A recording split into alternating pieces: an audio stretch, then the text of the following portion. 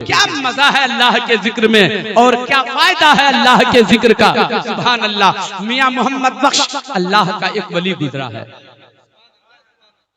मियां मोहम्मद बख्श अल्लाह वाला, वो खुद ही फरमाते हैं, मियां मोहम्मद बख्श फरमाते हैं, वो फरमाते हैं कि मैं एक पेड़ के नीचे बैठकर, एक दरख्त के नीचे, एक गाछ के नीचे बैठकर मैं अल्लाह का जिक्र कर रहा था, तस्बीह पढ़ रहा था। सुभान अल्लाह। कभी कहता अल्हम्दुलिल्लाह और कभी कहता सुभान अल्लाह व बिहम्दिही सुभान अल्लाहिल अज़ीम। विर्द करता जाता था। अचानक मेरी नजर पड़ी, जिस पेड़ के नीचे मैं बैठा था सामने में एक और पेड़ था, एक और दरख्त था। उस दरख्त पर घोंसला बनाकर एक चिड़िया उसने घोंसले में बैठी हुई थी। सुभान अल्लाह बोलिए। एक पेड़ के नीचे मैं अल्लाह का जिक्र कर रहा था और दूसरे पेड़ के ऊपर घोंसले में एक चिड़िया अल्लाह का जिक्र कर रही थी। एक जानवर अल्लाह का जिक्र कर रहा था। एक चिड़िया है वो भी कह रही है सुभान अल्लाह व बिहम्दिही सुभान अल्लाहिल अज़ीम। मियां मोहम्मद बख्श अल्लाह वाले हैं और अल्लाह वाले दिलों का हाल जान लेते हैं। कश्फ के जरिए दिलों का हाल जान लेते हैं। तो अल्लाह वाले मियां मोहम्मद बख्श फरमाते हैं कि मैं चिड़िया के दिलों की कैफियत को महसूस कर लिया। मैं जान गया कि वो क्या कर रही है। वो भी पढ़ रही थी सुभान अल्लाह व बिहम्दिही सुभान अल्लाहिल अज़ीम। एक जुमला आपकी समाअतों की दहलीज तक पहुंचाना चाहता हूँ। जरा सोच के देखो, ओ अल्लाह के बंदो, एक जानवर होके अल्लाह का जिक्र करे और अल्लाह का बंदा होके अल्लाह का जिक्र ना करे। इंसान से तो अच्छा वो जानवर है जो अल्लाह की यादों में मगन है।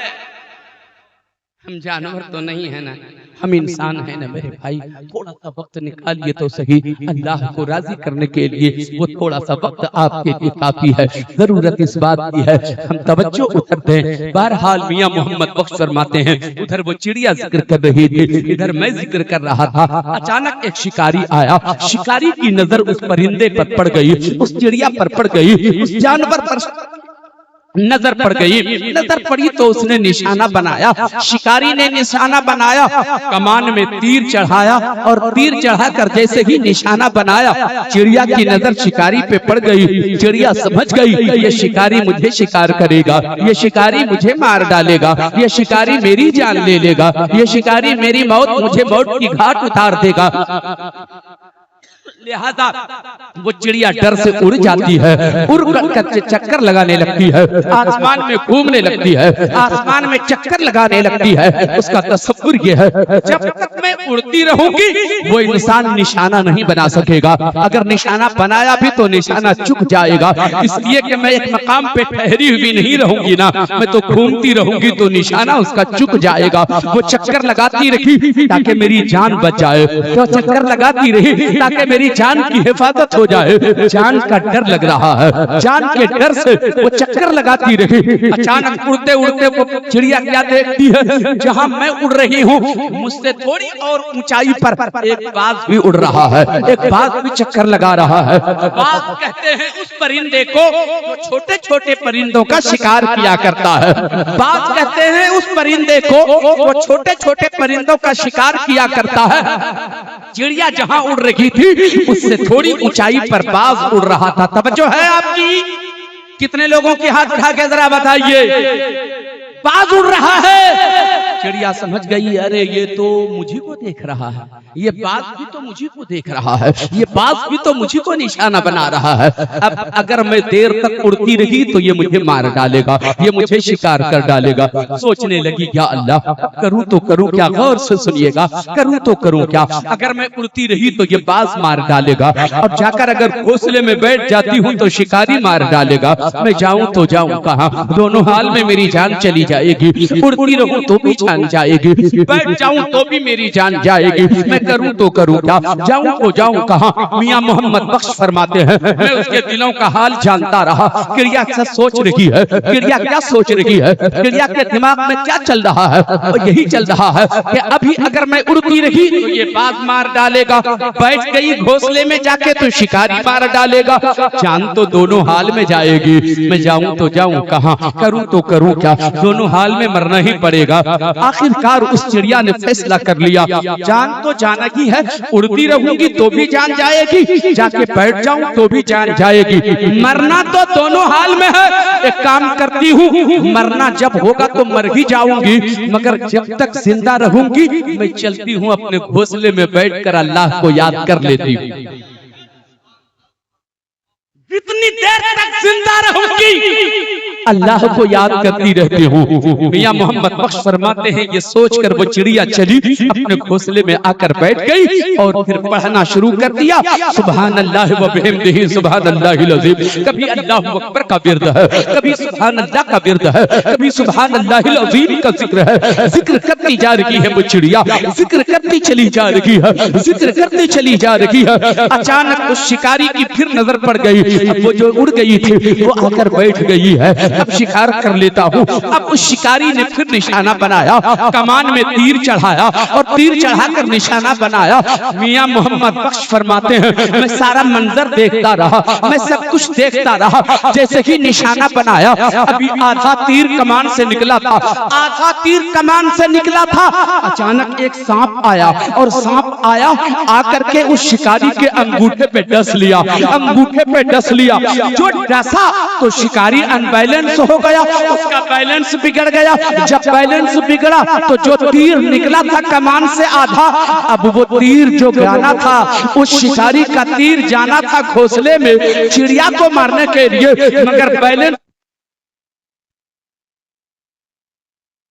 मियां मोहम्मद बख्श फरमाते हैं, जो सांप आया तो उस शिकारी के अंगूठे पे डस लिया और जब डसा तो उसका बैलेंस बिगड़ गया। जब बैलेंस बिगड़ा तो निशाना चुक गया, जो निशाना चुका तीर अब उस शिकारी का उस चिड़िया के घोंसले में नहीं पहुंचता है, बल्कि बैलेंस के बिगड़ जाने से तीर आसमान की तरफ चला जाता है। और जब तीर आसमान की तरफ गया तो बाज जो आसमान में उड़ रहा था, तीर जाकर उस बाज को लग गया, बाज को वो तीर लग गया। मियां मोहम्मद बख्श फरमाते हैं, तीर के लगने से बाज मर गया, सांप के डसने से शिकारी मर गया। अल्लाह ने उसे बचा लिया जो अल्लाह के जिक्र में मगन हो गए थे, अल्लाह के जिक्र में मगन।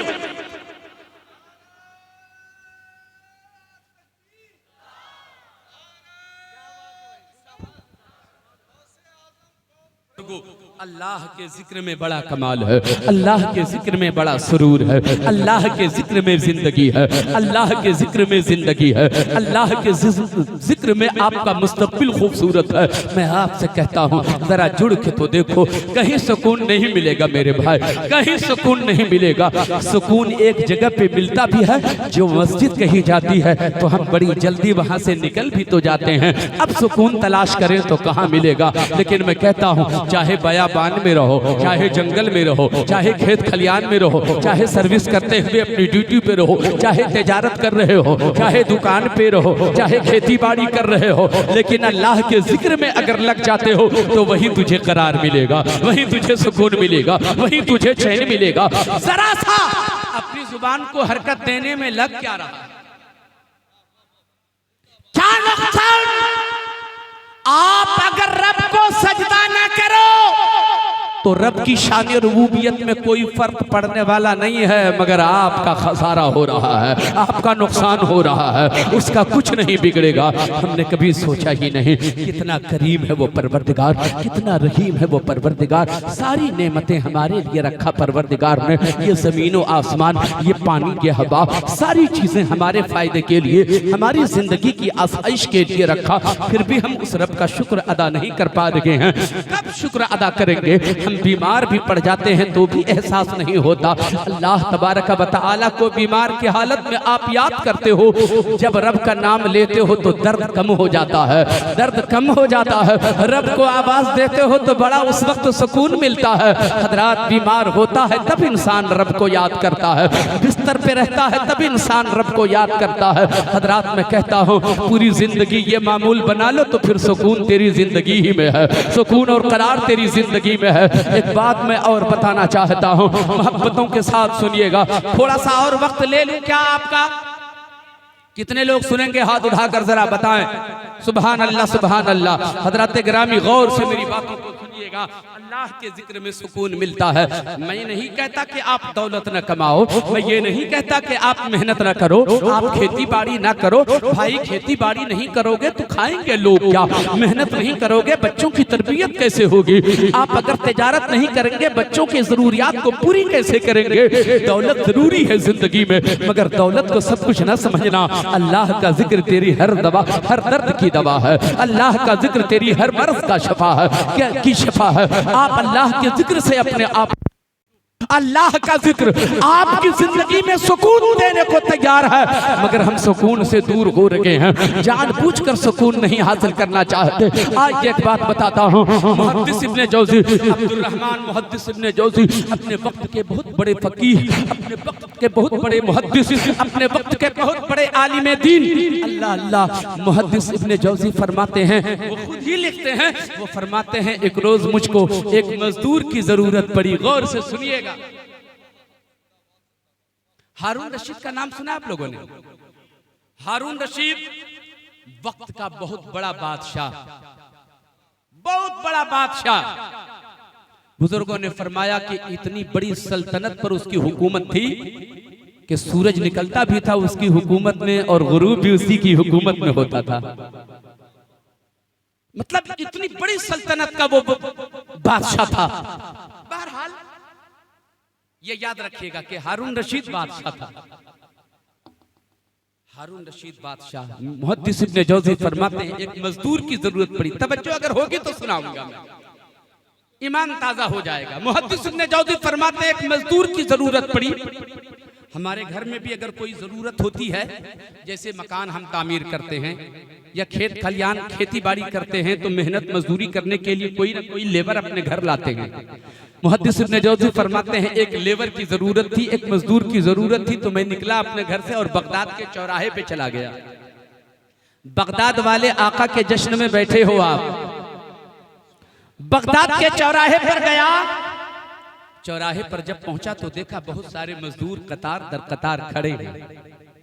मैं किसी को भी लेके आ जाता, सेहतमंद लोग भी, मोटे ताजे भी, हट्टे कट्टे भी लोग थे, लेकिन मैंने क्या देखा कि एक नौजवान है जो सब कतार में नहीं है, वो किनारे खड़ा है, अकेले खड़ा है। उसके जिस्म पे गोश्त नहीं है, सिर्फ बदन में हड्डी ही हड्डी है, लेकिन उसकी पेशानी से सजदे का नूर बरस रहा है। मुहद्दिस इब्ने जौज़ी फरमाते हैं मैंने उसको जो देखा ना, तो उसकी तरफ मेरी तबीयत माइल हो गई और मैं उसके करीब चला गया। और करीब जब गया तो मैंने कहा तुम मजदूर मेरे घर मजदूरी करोगे? उसने कहा हाँ करूंगा, मगर मेरी 3 शर्तें हैं। हैरत में पड़ गया मैं। मुहद्दिस इब्ने जौज़ी फरमाते हैं शर्तें तो मालिक रखता है मजदूर के सामने, इस शर्त पर तुम्हें काम करवाऊंगा अपने घर, लेकिन यहां तो उल्टा हो रहा है, मजदूर मालिक के सामने शर्त रख रहा है। कहा अरे अजीब बात कर रहे हो, अजीब बात कर रहे हो, ये कैसा मजदूर, तुम शर्त रखो। कहा हाँ मैं बड़ा अनोखा मजदूर हूं। मोहब्बत से बोलिए ना, मैं थोड़ा अनोखा हूं। कहा अच्छा ठीक है, तो ये बताओ तुम्हारी शर्तें क्या हैं, क्या है शर्तें तुम्हारी? गौर से सुनिए, मेरी तरफ देखिए। उस मजदूर ने मुहद्दिस इब्ने जौज़ी से कहा मेरी पहली शर्त यह है कि ये जितने मजदूर यहाँ खड़े हैं सब के सब 4 दीनार पर दिन भर मजदूरी करते हैं, लेकिन मैं 3 दीनार पे करूंगा। और मोहब्बत से बोलिए, सब 4 दीनार पे करते हैं, मैं 3 ही पे करूंगा। हाँ अजीब है, सही में ये अनोखा मजदूर लगता है। कहा दूसरी शर्त बताओ? कहा दूसरी शर्त यह है कि मैं आपके यहाँ जब मजदूरी करने जाऊंगा आपके किसी सवाल का जवाब नहीं दूंगा, कोई भी बात पूछिएगा उसका जवाब मैं नहीं दूंगा, बस काम करूंगा, वक्त होगा मजदूरी लेकर चला आऊंगा। अगर मंजूर है तो कहिए। कहा चलो ये भी शर्त मंजूर है, किसी सवाल का जवाब नहीं दूंगा। कहा यह मंजूर है। तीसरी शर्त बताओ? कहा तीसरी शर्त यह है कि मैं काम करूंगा करता रहूंगा, लगन से मेहनत से काम करूंगा, लेकिन जब अजान की आवाज आएगी कि तो काम वहीं छोड़ दूंगा और नमाज के लिए चला जाऊंगा। कहा चलो ये भी मंजूर, मेरे घर चलो। हाय लेके चले, तवज्जो से सुनिएगा, लेके घर चले। फरमाते हैं मुहद्दिस इब्ने जौज़ी, मैं लेकर उस नौजवान को घर आया, काम में लगाया, मेरे घर में रौनक ही रौनक है, मेरे घर में बहार ही बहार है। खुद अल्लाह वाले हैं वो, खुद बहुत बड़े मुहद्दिस हैं वो, खुद बहुत बड़े फकीह हैं वो, खुद बहुत बड़े मुहद्दिस हैं, बहुत बड़े आलिम, मगर फरमाते हैं मेरे घर में हर तरफ खुशबू फैल गई। एक मजदूर आया है तो खुशबू फैल गई, एक मजदूर आया है तो बहार आ गई। सुभान अल्लाह सुभान अल्लाह। वो फरमाते हैं मजदूरी करता रहा, मैं मदरसे चला गया, मैं मदरसे चला गया, मदरसे गया तो वो मेहनत करता रहा। मिट्टी खोदना काम था, मिट्टी को खोद करके किसी दूसरे मकाम पे रखना यही उसका काम था। जैसे ही ज़ोहर की अजान हुई वो मजदूर मिट्टी खोदना छोड़ा और अजान की आवाज सुनते ही मस्जिद की तरफ जाने लगा। मुहद्दिस इब्ने जौज़ी का बेटा आया और बेटा आकर के कहा, मजदूर जरा रुको, ठहरो, ये जो मिट्टी तुमने उठा के रखा है ना, रास्ते पे रखा है, 1 मिनट का काम है, अभी तो अजान हुई है, 1 मिनट का काम है, इस मिट्टी को यहाँ से उठा करके जरा किनारे कर दो ताकि रास्ता साफ रहे, लोगों को आने जाने में दुश्वारी ना हो। उस मजदूर ने पलट के कहा, जा अपने बाप से बात कर ले, जा अपने बाप से बात कर ले। ये कह के वो मस्जिद चला गया, नमाज ज़ोहर अदा किया, फिर वहां से पलटा, मेहनत करना शुरू किया, मजदूरी करना शुरू किया। असर की अजान हुई, फिर मस्जिद चला गया, मजदूरी करता रहा। फिर वो आया, मगरिब की नमाज का वक्त हो रहा है। मुहद्दिस इब्ने जौज़ी ने ज़ोहर की अजान हुई, नमाज पढ़ने गया, नमाज से फारिग हुआ, वो काम में लग गया। मुहद्दिस इब्ने जौज़ी फरमाते हैं मैं मदरसे तब तक आ गया और जब आया तो दोपहर का वक्त था। ज़ोहर की नमाज मैंने भी पढ़ी और घर में मैंने कहा कि एक काम करो ना, है तो वो मजदूर मगर बड़ा अनोखा है तो वो मजदूर मगर उसके आने से बहार है तो वो मजदूर मगर उसके आने से घर में खुशबू फैली हुई है। एक काम करो ना, दस्तरखान बिछाओ और उस मजदूर के लिए भी खाना मेरे साथ लगाओ, दोनों मिल के खाएंगे। कहाँ मजदूर है, कहाँ वक्त का आका है, कहाँ वक्त का मुहद्दिस है, कहाँ वक्त का मजदूर है। एक वक्त का मुहद्दिस अपने दस्तरखान पर अपने साथ खिलाना चाहता है। वो कह करके घर से चले, दस्तरखान बिछाओ, खाना दस्तरखान पर लगाओ, मैं बुला के आता हूँ। आए मजदूर के पास मुहद्दिस इब्ने जौज़ी, फरमाते हैं अरे छोड़ो, काम छोड़ो, दोपहर का वक्त हो गया, खाने का वक्त हो गया, चलो मिल के खाना खाते हैं। मजदूर ने सर उठाया और कहा, आप खाना तनावुल फरमाइए, मैंने रोजा रखा है। आप खाना तनावुल फरमाइए, मैंने रोजा रखा है। रूह को ताजगी मिल गई, कहा रोजा रखा है। सोचने लगे या अल्लाह कोई मौका ऐसा है भी नहीं, इस कदर चिलचिलाती हुई धूप है, इतनी मेहनत से काम भी कर रहा है और रोजा भी रखे हुआ है। मोहब्बत में उन्होंने कहा एक काम करो ना, अब काम करना छोड़ दो और इफ्तार मेरे घर करो। कहा नहीं, रोजा रखने से काम बंद, ये कैसा रोजा है? काम अपनी जगह, रोजा अपनी जगह, काम करना है, मेहनत करना है, मजदूरी करना है। गौर से सुनिएगा, थोड़ा जैसे जैसे मैं आगे बढ़ूंगा ना तो सुरूर हासिल होगा। वो मजदूर चला गया, मेहनत करता रहा, मेहनत करता रहा। कहा इफ्तार मेरे घर करना, कहा इंशाअल्लाह। ज़ोहर की नमाज पढ़ के आया, फिर काम करता रहा। असर की अजान हुई, मस्जिद गया, फिर आया, मेहनत करने लगा। मगरिब का वक्त हुआ, मस्जिद चला गया, अजान हुई, पानी से इफ्तार कर लिया और तस्बीह में लग गया, जिक्र इलाही में मगन हो गया। मुहद्दिस इब्ने जौज़ी इंतजार कर रहे हैं, अब आएगा तो इफ्तार करेगा, अब आएगा इफ्तार करेगा। इंतजार करते करते देर हो गई तो मुहद्दिस इब्ने जौज़ी चले गए मस्जिद।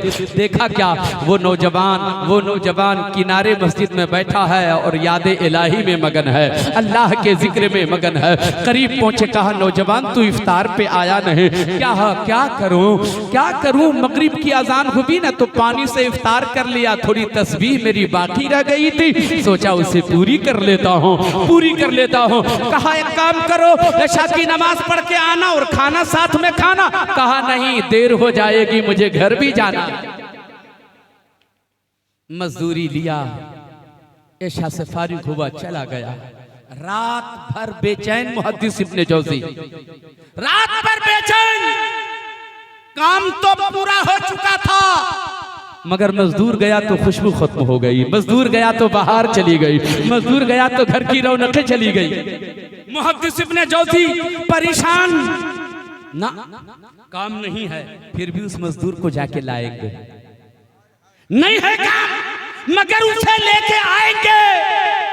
सुबह तक बेचैनी में गुजारा, सुबह की नमाज पढ़ा, चले बगदाद के चौराहे पे पहुंचा तो देखा वहां मजदूरों की कतारें लगी हुई हैं, मगर वो नौजवान जहां खड़ा था आज न की है।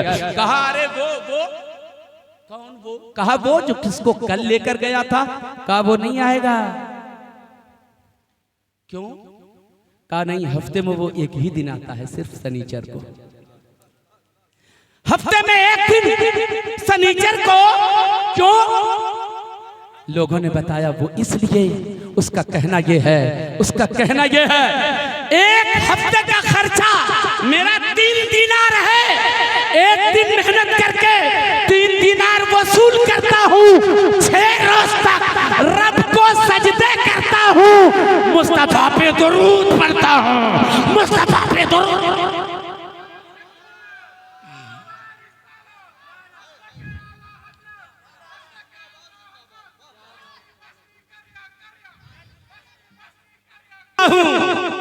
छह दिनों तक सजदे करता हूं रब को और मुस्तफा पे दुरूद पढ़ता हूं। शनिचर को आएगा वो। एक हफ्ता इंतजार किया मुहद्दिस इब्ने जौज़ी ने।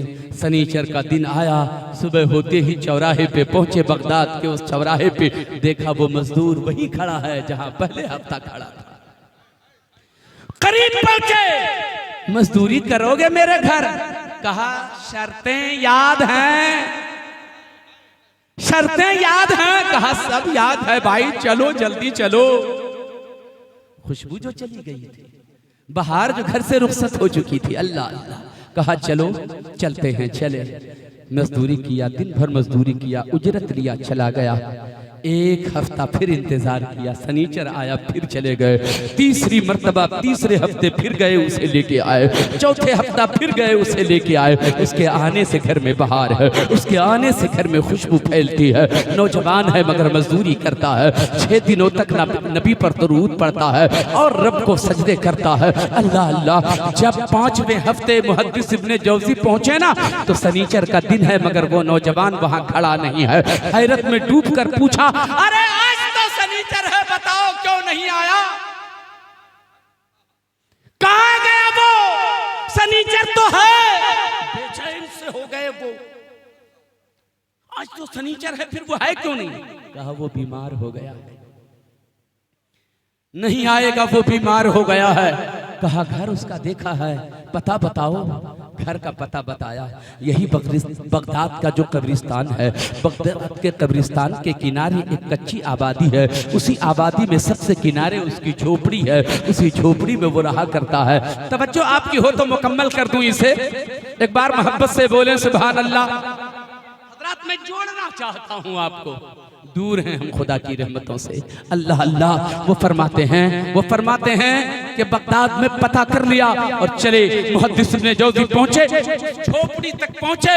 उस झोपड़ी तक पहुंचे, जैसे ही झोपड़ी तक पहुंचे थे, दरवाजा बंद था, मगर दरवाजे पर हाथ रखा तो अंदर से आवाज आई, अब्दुर्रहमान, मुहद्दिस इब्ने जौज़ी, अंदर चले आओ, अंदर चले आओ। हैरत में पड़ गए, या अल्लाह, इसने पहले ही मुझसे शर्त रखा था कि किसी सवाल का जवाब नहीं दूंगा।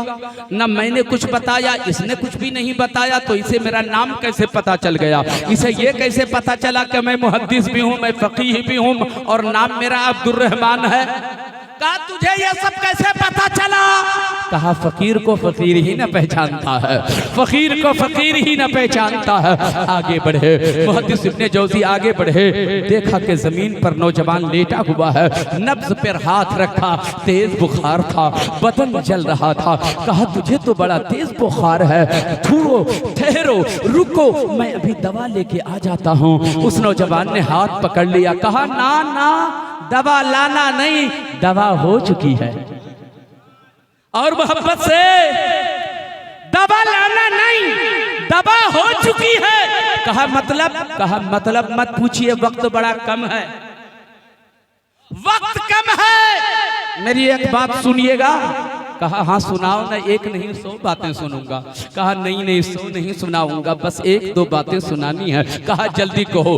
कहा ये 2 दीनार जेब से निकाला उस नौजवान मजदूर ने, 2 दीनार निकाला, मुहद्दिस इब्ने जौजी को दिया। कहा ये 2 दीनार है, इसे रख लीजिए, आज रात में मेरा इंतकाल हो जाएगा, कल इसी पैसे से मेरे तजहीज़ व तकफीन का इंतजाम कीजिए। मुहद्दिस इब्ने जौजी का दिमाग चकरा गया। कौन है ये मजदूर जिसे अपनी मौत की खबर हो रही है? आए हाय, कौन है ये जिसे अपने विसाल की खबर है, अपने इंतकाल की खबर है? आज रात मेरा इंतकाल हो जाएगा। कहा पैसे रख लो ना, बड़े पैसे हैं मेरे पास। कहा नहीं, आपके पैसे की जरूरत नहीं, मैंने मेहनत से ये पैसे कमाए, 2 दीनार बचे हैं।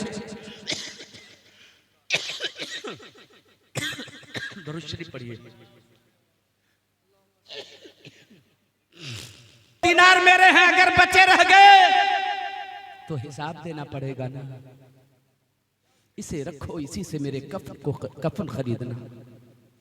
रख लिया। कहा सुनो एक बात और सुनो, एक बात और सुनो। कहा क्या? अंगूठी निकाला।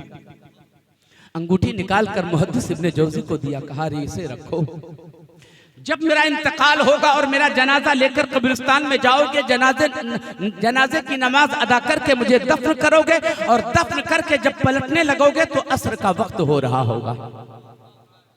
और मोहब्बत से बोलिए, असर का वक्त हो रहा होगा। जब पलटोगे तो तुम कब्रिस्तान के इस किनारे से गुजरोगे, दूसरे किनारे से बादशाह हारून रशीद गुजरेगा।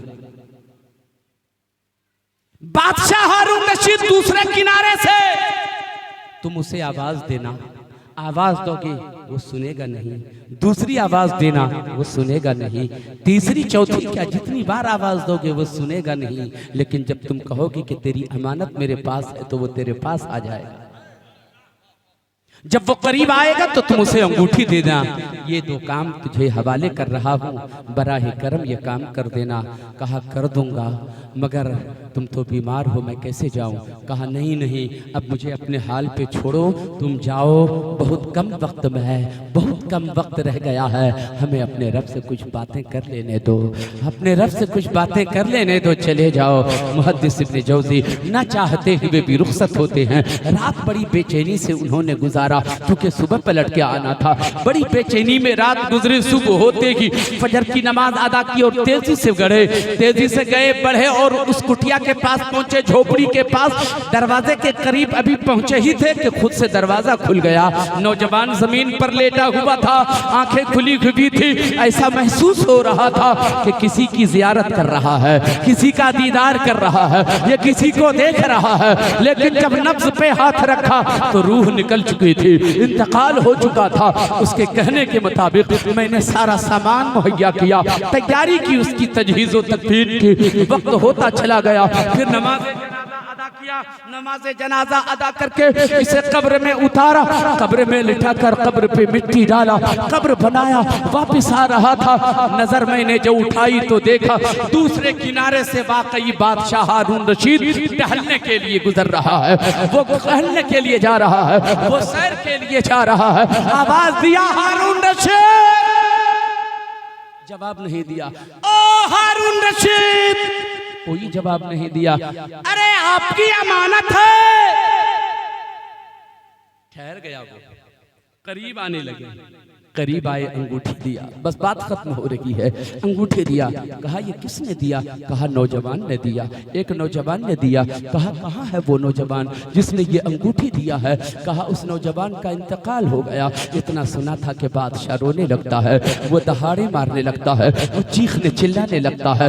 वक्त का शहनशाह है, जिसकी हुकूमत इतनी लंबी चौड़ी हो, शहनशाह वक्त है। बताओ मेरे दोस्तों, वो अंगूठी पाते ही किसने दिया? नौजवान ने दिया। नौजवान नौजवान कहाँ है? इंतकाल हो गया। इंतकाल की खबर सुना, बादशाह रो रहा है, वो चीख रहा है, चिल्ला रहा है। मुहद्दिस इब्न जौज़ी फरमाते हैं फलसफा समझ में नहीं आया, न ये बता रहा है कि उस नौजवान से मेरा रिश्ता क्या है, या नौजवान ने भी नहीं बताया कि नौजवान का रिश्ता बादशाह से क्या है, मगर वो रोता क्यों चला जा रहा है। थोड़ा इफाका हुआ, उसने पूछा उसकी कब्र कहाँ है? कहा कब्र वहाँ है। कहा मुझे उस कब्र पे ले चलो। कब्र पर बादशाह को लेकर गया।